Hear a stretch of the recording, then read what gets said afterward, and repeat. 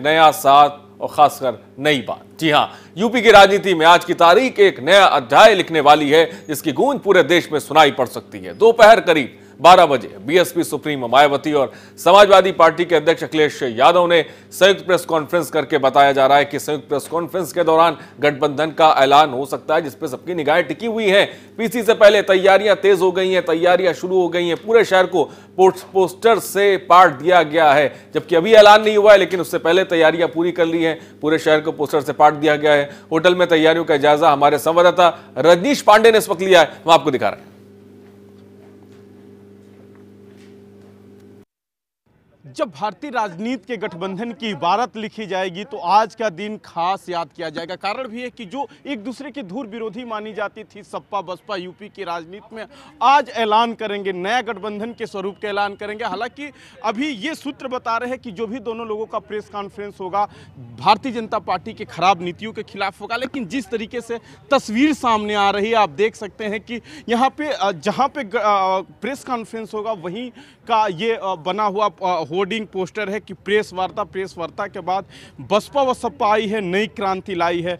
नई क्रांति, क्योंकि बसपा का हमेशा से समाज में नई क्रांति की बात कही जाती है, चाहे जो उसके राजनीतिक नारे गढ़े जाते हैं उसमें क्रांति की ही बात आती है। और उस दूसरी तरफ हम आपको दिखा रहे हैं कि सपा बसपा आई है, नई उम्मीद लाई है, उम्मीद की साइकिल। हम वहाँ से इसको जोड़ते हैं कि जो भी इनका नारा बनता है उसमें उम्मीद का जिक्र करना ये लोग जरूरी समझते हैं। तो कुल मिला के हम दर्शकों को पल पल की यहाँ की जो भी होगी घटनाएं अपडेट कराते रहेंगे। लेकिन कहीं ना कहीं आज बहुत ढेर सारे राजनीतिक विश्लेषकों को भी उम्मीद है तो यहाँ से क्या निकल के जाता है। सहयोगी शहनवाज खान के साथ रजनीश पांडे, नेशनल वॉइस, लखनऊ।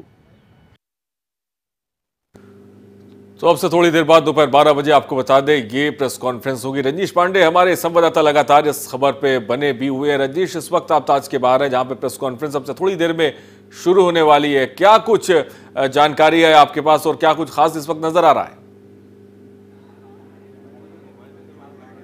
देखिए, जहां प्रेस कॉन्फ्रेंस होगी वहां पे हलचल जरूर बढ़ गई है। समय है 12 बजे का। एक कयास लगाया जा रहा है, सूत्र बता रहे हैं कि मायावती के घर अखिलेश यादव जाएंगे, फिर वहां से उनको साथ लेके ताज होटल पहुंचेंगे जहां प्रेस कॉन्फ्रेंस होनी है। तो वही 12 बजे का दिन, क्योंकि आज जो भारतीय राजनीति की गठबंधन की जब भी इबारत लिखी जाएगी आज का जिक्र, आज के तारीख का जिक्र और आज की जगह के जिक्र हमेशा होती रहेंगी। क्योंकि इस प्रकार के जो गठबंधन एक दूसरे के जो धुर विरोधी माने जाते हैं सपा बसपा, वो एक साथ हैं, एक पाले में है। तो वही चीज़ है कि 2019 का लोकसभा का चुनाव और इस दोनों लोगों की गठबंधन क्या गुल खिलाएगी। अगर जाति समीकरण के लिहाज से भी हम बात करें तो पूरा खेल गठबंधन के पाले में नजर आ रहा है। तो जिस तरीके से अगर जाति समीकरण की बात करें, वोट प्रतिशत की बात करें, सीट शेयरिंग की बात करें, तो कुल मिला के गठबंधन के पक्ष में ही दिख रहा है। लेकिन 12 बजे हम इंतजार करते हैं कि वो खास प्रेस कॉन्फ्रेंस में क्या बातें निकल के आती है। जी रजी, प्रेस कॉन्फ्रेंस की बात की जाए तो अब कितनी देर में ये प्रेस कॉन्फ्रेंस शुरू होने वाली है, उसको लेकर किस तरह की तैयारियां देखी जा रही हैं? क्योंकि देखिए अभी जो समय है, समय 11 से अधिक हो रहा है। 12 बजे प्रेस कॉन्फ्रेंस होगी। लेकिन इस 12 बजे के प्रेस कॉन्फ्रेंस के पहले जो माहौल बन रहा है, लोगों में चर्चा है, जो थोड़ा सा भी राजनीति में इंटरेस्ट रखता है उसकी नज़र बनी हुई है। चाहे अगर विपक्षी पार्टियों की भी बात की जाए, भारतीय जनता पार्टी की बात की जाए, सारे लोगों की नज़र बनी हुई है। राष्ट्रीय कार्यकारिणी की बैठक भले ही दिल्ली के तालकटोरा स्टेडियम में चल रहा है, लेकिन जो उत्तर प्रदेश के भारतीय जनता पार्टी के वर्कर है, कांग्रेस के वर्कर है, सारे लोगों की निगाह 12 बजे होने वाली प्रेस कॉन्फ्रेंस पे लगी हुई है कि आखिर क्या निकल के आता है। देखिए वो सब तय है जी। लेकिन जो सीट शेयरिंग का मामला है, क्योंकि आरिस एक बात समझना पड़ेगा कि हर एक जिलों में सपा बसपा के संगठन बहुत ही मजबूत है। साफ तौर पर थोड़े से इंतजार करने की जरूरत है। बने रहिए, हम आपसे लगातार अपडेट लेते रहेंगे। फिलहाल जो प्रतिक्रियाएं लोगों की आ रही वो भी आपको, सामाजिक न्याय को और जनता का गठबंधन है जो आपको देखने को मिलेगा अभी 12 बजे।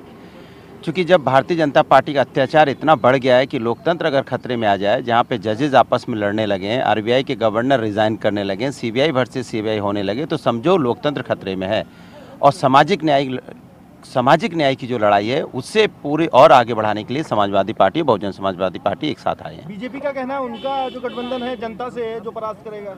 देखिए, भारतीय जनता पार्टी का गठबंधन तो आप जानते हैं कैसा गठबंधन है, उससे सब निकल निकल के भाग रहे हैं। शिवसेना जा चुकी है, राजभर जी रोज घर आते हैं सुबह से लेकर शाम तक, अपना दल भी आंखें तरेर रहा है उनको, टीडीपी जा चुकी है। अब उनके पास बचा क्या है? अब उनके पास सिर्फ जुमलेबाजी बची है, जो जुमला लगातार जनता को देते जा रहे हैं। ये दोस्ती रंग लाने वाली है अब।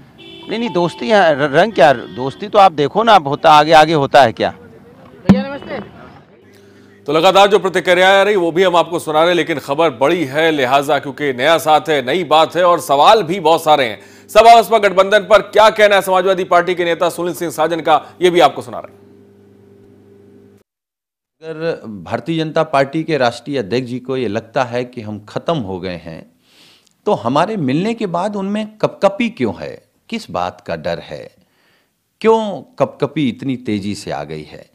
कपकपी इसीलिए आ गई है क्योंकि वो जानते हैं, गणित उनको भी मालूम है कि अब लड़ाई सीधे 15 बनाम 85 की है, तो वो जानते हैं 85 से 15 नहीं जीत सकता। और ब्रजेश वही हमारे संवाददाता हमारे साथ लगातार बने भी हुए हैं, पल पल की अपडेट भी दे रहे हैं, क्योंकि बड़ी खबर है, नया साथ है, नई बात है। 25 साल के बाद ये फॉर्मूला फिर से दोहराया जा रहा है और देखना दिलचस्प है कि गठबंधन की राह क्या होगी, गठबंधन का रुख क्या होगा, गठबंधन का नेता क्या होगा, क्योंकि तमाम तरह के जहन में सवाल भी उठ रहे हैं, क्योंकि अपने आप में उत्तर प्रदेश में एक इतिहास रचा जाने वाला है 12 बजे के बाद। रजीश हमारे संवाददाता बने। रजीश, ये गठबंधन का विस्तार क्या है, इसको लेकर भी कई सारे सवाल हैं। अजीत सिंह को हमने सुना, सीटों को लेकर अभी किसी तरह की कोई बात नहीं हुई है, और तमाम तल जो जुड़ने की बात की जा रही, वहां पर अभी तरह की सीट शेयरिंग को लेकर अभी तक कोई बात नहीं हुई है। क्या इसको लेकर कोई जानकारी है आपके पास? देखिए, जो सीट शेयरिंग में सूत्रों के हवाले से खबर आई थी, तो इन लोगों का जो सीटें होंगे, बाकी सीटें 6 सीटें गठबंधन के और सहयोगियों के लिए छोड़ा जाएगा। कुछ दिन पहले अखिलेश यादव ने कहा था कि पीस दल, निषाद समाज पार्टी, चाहे जो छोटे दल है या जो छोटे दल एनडीए से नाराज होकर इनके पाले में आते हैं, उनको भी सीटें देना जरूरी हो जाता है। तो जब तक सीटों का फार्मूला तब तक क्लियर नहीं हो पाएगा जब तक जो सहयोगी दल है उनकी कितने कितने हिस्से में सीटें आती है। कुछ दिन पहले जयंत चौधरी आके समाजवादी पार्टी में अखिलेश यादव से मुलाकात किए थे तो लोगों ने बताया कि 5 सीटें की उन्होंने डिमांड किया। हालांकि 3 सीटों पे जो सूत्र बता रहे हैं कि 3 सीटें लोकदल के खाते में जा सकती है। और जो सीटें हैं, जो सीटों के लेके फार्मूले बने हैं, जो अगर हम निषाद पार्टी की भी बात करें, निषाद पार्टी का अच्छा खासा प्रभाव रहा है, भदोही में रहा है। भदोही में एक उनके पार्टी के एमएलए भी हैं। गोरखपुर में उन्हीं के लड़के को उपचुनाव में योगी के सीट पे लड़ाया गया था, जिसमें समाजवादी पार्टी को जीत नसीब हुई थी। तो जो छोटे छोटे दल है, जिनकी कुछ क्षेत्रों में उनकी अपना वोट प्रतिशत है, जो हराने और जिताने में भूमिका अदा करते हैं, तो उनके लिए भी छोड़ा जाएगा। तो जो सीट शेयरिंग का मामला है, अभी तो ये तय होना चाहिए, तस्वीरें तय होनी चाहिए कि महागठबंधन में कितने दल शामिल होते हैं। सपा बसपा की बात की जाए, अगर हम जातीय समीकरण के लिहाज से बात करें, तो यादव 9% है, मुसलमान है, जाटो और दलित है। तो कुल अगर इन्हीं को अगर हम प्लस करें, जोड़े प्लस गुणा गणित का हम अगर रिजल्ट निकालते हैं, तो ये 49% इनका हो जाता है। लेकिन जो छोटे छोटे दल है, क्योंकि अखिलेश यादव पहले भी कह चुके हैं कि हम मोदी को हटाने के लिए, भारतीय जनता पार्टी को हराने के लिए 2 कदम पीछे भी जाएंगे। तो 2 कदम पीछे जाने का जिक्र कर रहे हैं। सवाल सबसे बड़ा ये है कि आखिर गठबंधन का भविष्य क्या होगा। और अजीत सिंह को जो हमने आपको कल सुनाया था, जहां पे वो ये बात कह रहे थे कि सीट शेयरिंग को लेकर अभी तक कोई बात नहीं हुई, तो कल से लेकर आज तक 12 बजे तक की अगर बात की जाए, तो क्या सीटों को लेकर हल निकाल लिया गया? रजीश, आप बने रहिए, हम आपसे लगातार अपडेट भी दे रहेंगे। लेकिन एक खबर भी आपको इस बीच बता दें, इस गठबंधन को लेकर अमित शाह, यूपी के सीएम, ने सपा बसपा पर भी निशाना साध दिया है। क्या कुछ कहना है अमित शाह और योगी आदित्यनाथ का, आपको दिखा रहे हैं। काम लगाया गया है। स्वाभाविक रूप से ये गठबंधन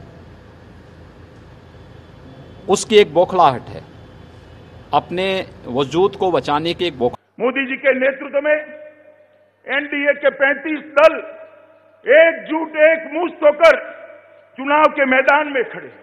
और दूसरी ओर जिनका कोई न नेता है न नीति है, स्वार्थ और सत्ता के लिए एकत्रित होने वाले लोगों का एक जमघट है, गठबंधन।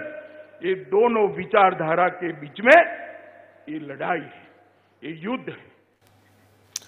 तो चलिए इस बीच आपको ग्राफिक्स के जरिए यूपी का सियासी समीकरण समझाने की कोशिश करते हैं, कैसे गठबंधन बीजेपी पर भारी पड़ेगा। 2014 का जिक्र कर रहा है। यूपी का सियासी जातिगत गणित भी आपको बता रहे हैं। यादव वोटर 10% है, दलित वोटर 21% है, मुस्लिम वोटर 18% है। टोटल 49% होता है, जो अपने आप में बहुत बड़ी बात हो जाती है। और यही वजह है कि जो खासकर दलित मुस्लिम गठजोड़ का जिक्र करा जाता है, जो ये साध ले गया, वो उत्तर प्रदेश की सत्ता में काबिज हो जाता है। तो यूपी का जातिगत गणित आपको बता रहा हूं, यही आधार है कि गठबंधन किया जा रहा है। 2017 विधानसभा चुनाव का परिणाम आपके सामने है, साफ तौर पर दिखा रहे हैं आपको। बीजेपी सीट 403 और जीती थी 324। वोट शेयरिंग की बात की जाए तो 41.35%, समाजवादी पार्टी 311, जीती 47, और वोट शेयरिंग की बात की जाए 21.82।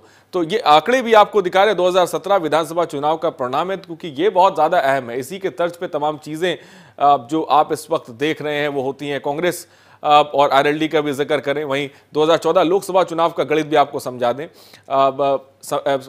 बीजेपी सीटें 73 और वोट शेयरिंग 42.6, और साथ ही साथ आपको समाजवादी पार्टी की बात करें 5 और vote sharing 82.3, BSP 0 19.8 vote sharing, Congress 2 और वोट शेयरिंग की बात की जाए तो 7.5। तो 2014 लोकसभा चुनाव का गणित आपको बताया, यूपी में जातिगत समीकरण आपको बताया, जिसको साधने की कोशिश समाजवादी पार्टी, बसपा, कांग्रेस, बीजेपी सब करते हैं। काफी अहम होता है और यहीं से जीत का रास्ता प्रशस्त होता है, जिसको लेकर ये फॉर्मूला का पूरा डिजाइन भी किया गया है। लेकिन इस फॉर्मूले के साथ कई सारे सवाल भी उठने लगे कि आखिर इस गठबंधन में नेता कौन होगा, ये बड़ा सवाल है। अगर अब जमीनी स्तर की बात की जाए, पहचान की बात की जाए, तो मायावती की कहीं अखिलेश यादव से ज्यादा पहचान नजर आती है। तो सवाल ये भी जहन में कि आखिर इस गठबंधन का नेता कौन होगा, कौन लीड करेगा, ये बहुत बड़ा सवाल है। फिलहाल सारे सवालों को इंतजार थोड़ी करने की जरूरत है, क्योंकि 12 बजे के बाद प्रेस कॉन्फ्रेंस होगी। प्रेस कॉन्फ्रेंस में चीजें साफ हो जाएंगी। बहुत कुछ सीट शेयरिंग को लेकर बात की जाए, या फिर बहुत सारे ऐसे सवाल हैं जो थोड़ी देर बाद उसका जवाब मिलेगा।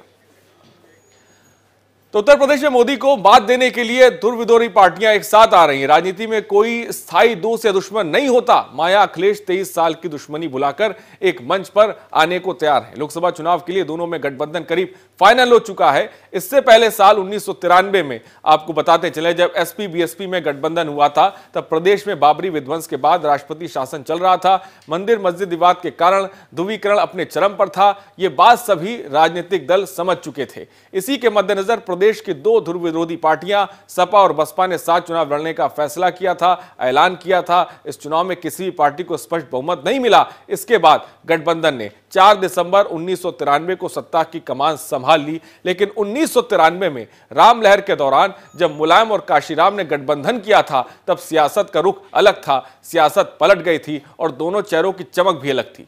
तब के दौर में मंडल आयोग ने ओबीसी वोटरों को एकजुट किया था और मुलायम सिंह की यूपी में उनका निर्विवाद चेहरे के तौर पर पहचान मिली थी।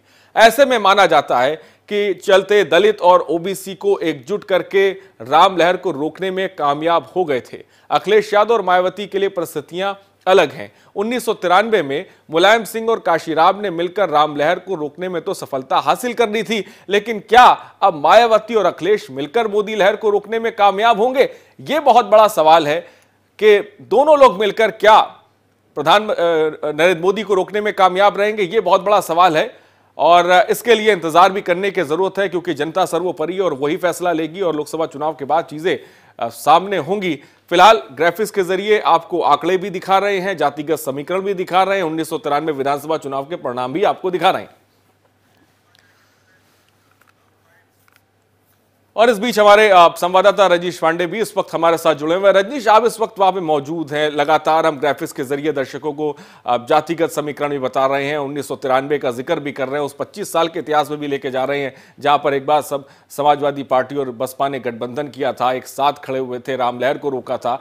कितना मुश्किल है आज की अगर बात की जाए और उस वक्त की बात की जाए, दोनों में फर्क क्या है और कितना मुश्किल होगा बीजेपी को रोकना? आरिस, अगर दोनों महागठबंधन की नींव रखने की बात करें तो दोनों की कहानी कहीं ना कहीं बाई इलेक्शन से लड़ी थी। हम अपने दर्शकों से बता दें कि काशीराम इटावा से बाई इलेक्शन का चुनाव लड़े थे, जिसमें मुलायम सिंह ने उनके पक्ष में खुल के प्रचार किया था, जिसमें उनको जीत नसीब हुई थी। उसके बाद जसवंत नगर का विधानसभा का चुनाव होता है, जहां मुलायम सिंह को बसपा वो सीटें छोड़ती है, वहां मुलायम सिंह चुनाव जीतते हैं। हालांकि जसवंत नगर हमेशा से सपा की गढ़ रही है और वो घर का सीट माना जाता है। इसकी भी इबारत वैसे ही लिखी गई। केशव मौर्य डिप्टी सीएम और मुख्यमंत्री योगी आदित्यनाथ की सीट खाली हुई थी, वहां बाई इलेक्शन होता है और सपा के पक्ष में बसपा की लामबंदी होता है, क्योंकि जो बहुजन समाज पार्टी है वो बाई इलेक्शन में अपना कैंडिडेट नहीं देती है। यहां से फरमान जाता है उनके स्थानीय कैडरों को, पार्टी वोटरों को, और कहा जाता है कि आप लोग समाजवादी पार्टी के पक्ष में मतदान करिए। और उसका परिणाम यह होता है कि जो विजय रथ कहा जा रहा था कि कभी भारतीय जनता पार्टी का विजय रथ नहीं रुकेगा, सरकार रहते हुए जो योगी की गढ़ मानी जाती थी, आज जो विजय रथ को रोका था। और देखना दिलचस्प है कि ये गठबंधन का असर क्या देखने को मिलेगा। बहुत बहुत शुक्रिया रजनीश तमाम जानकारी के लिए, हमसे जुड़ने के लिए। तो नया साथ है, नई बात है, और नई बात के साथ कई नए सवाल भी खड़े होंगे। रुकते छोटे से ब्रेक के लिए, हम जल्द हाजिर होंगे, आप बने रहिए हमारे साथ।